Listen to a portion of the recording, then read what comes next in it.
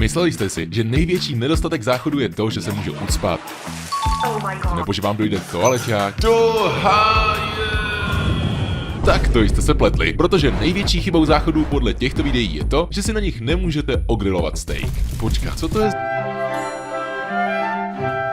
Bohužel pro koprofilní část publika jsem na tohle video koupil úplně nový, nepoužitý záchod. Pro ty, kteří neví, tak koprofilie se může projevovat motivovaným čicháním pachu výkalů, sbíráním použitých toaletních papírů. Použitý papír je chápán jako milostný dopyt. No, okej, to asi stačí. Svižněji jsem vytáhl 150kg mísu z krabice a prolistoval jsem návod. Narazil jsem na obrázek záchodu, který vypadal, že si ze všeho dělá prdel. S novým záchodem můžete udělat hodně věcí. Třeba z něj můžete servírovat polév, ale přímo z ní si nejeste, to je velmi neslušné. K prvnímu lifehacku budete potřebovat pouze záchodové prkénko a vrtačku, mycí houbu, pár háčků, špagát a lepící pásku. Před odhalením prvního lifehacku vám ale odhalím ještě dnešního sponzora. Mac Arena je multiplayerová hra, jejímž hraním si můžete krátit čas v průběhu vykonávání potřeby. Ať už je to potřeba na záchodě, anebo potřebná jízda do školy autobusem. Ukážu vám speciální techniku, která je velmi mocná, ale taky obtížná na provedení. Jmenovitě snajpování. Nejdříve si vyberte svého Maca, třeba tady Paragona, a potom vyberte zbraň. Když už to trochu dostanete do ruky, můžete se pokusit získat pár early upgradeů, které vám podstatně boostnou vaše snajpovací schopnosti. Když zvýšíte kapacitu energie na 16, můžete používat 2 long arm zbraně na jednou. Nebo si můžete pořídit pilota, který má boost do sniperek, třeba tady Torchlight. No a nebo prostě hrajte a vyrenkujte si svoje long arm zbraně.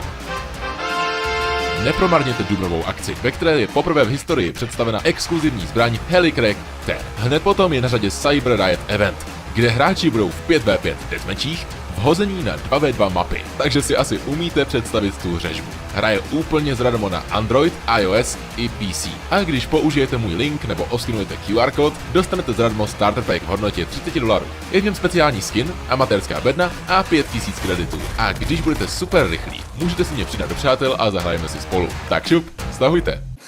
Do poklopu navrtejte 4 díry.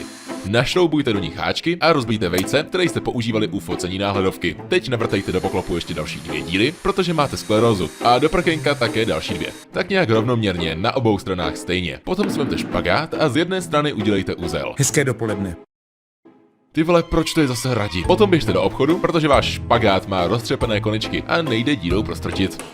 Jak na roztřepené konečky. Kupte kondicionér, ochraňte ho před teplem, pravidelně zastřihujte a když všechno ostatní selže, zkuste i doplňky stravy. Nebo kupte jiný špagát. Mělo by vám vzniknout něco takového.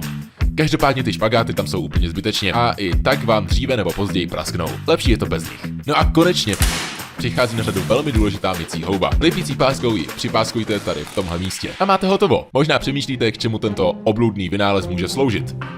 Dovolte mi názornou ukázku. Tak, a můžete jít na nákup.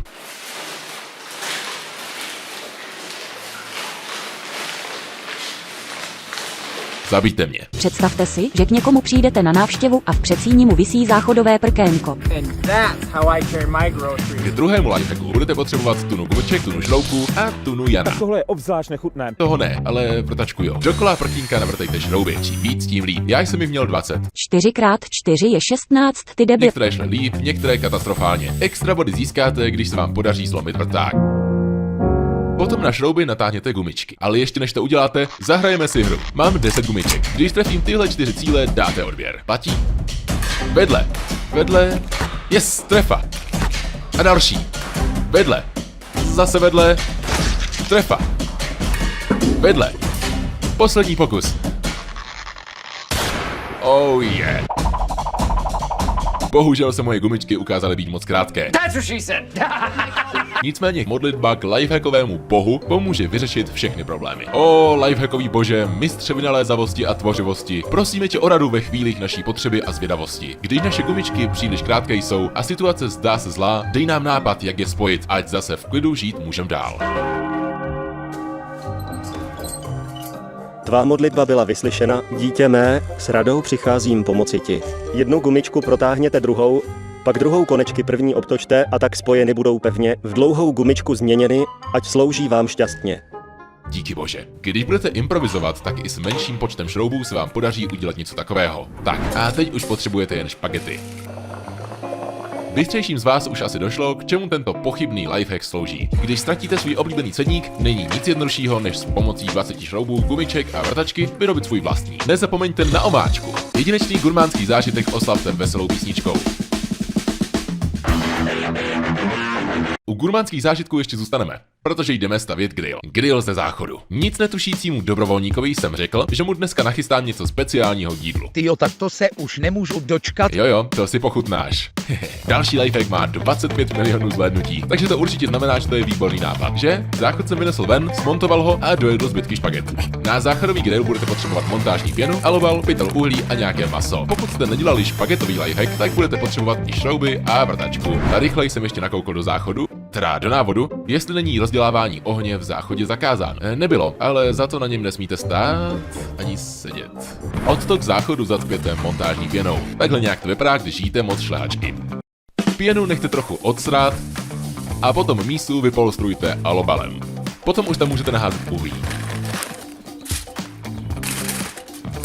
Ujistěte se, že to nesypete přímo z pytle, ale děláte to ručně, abyste natáhli video. Pak si odlomte pár kousků zakázané čokolády a podpalovač naházejte opět po jednom do záchoda. Tak, nasaďte prkénko a měli byste mít něco takového. Vezměte drát, který asi nemáte nachystaný, protože jsem vám to neřekl, a natáhněte ho na šrouby. Vznikne vám něco jako tento produkt pavouka sjetého LSDčka. Ještě mě napadlo tohle. Nádrž záchodu můžete vyplnit ledem a dát si tam chladit třeba pivo nebo palivovou tyč nebo něco. Tak, teď ještě zapálit a dát maso na grill. Koukejte na tu nádheru. Ty vole, kdyby mě někdo viděl. To maso bych asi úplně nejedl, protože bude trochu karcinogenní, jelikož se pár centimetrů od něj pálilo plastové prkénko, ale myslím, že na první pohled nevypadá úplně špatně. Tak, dobrou chuť.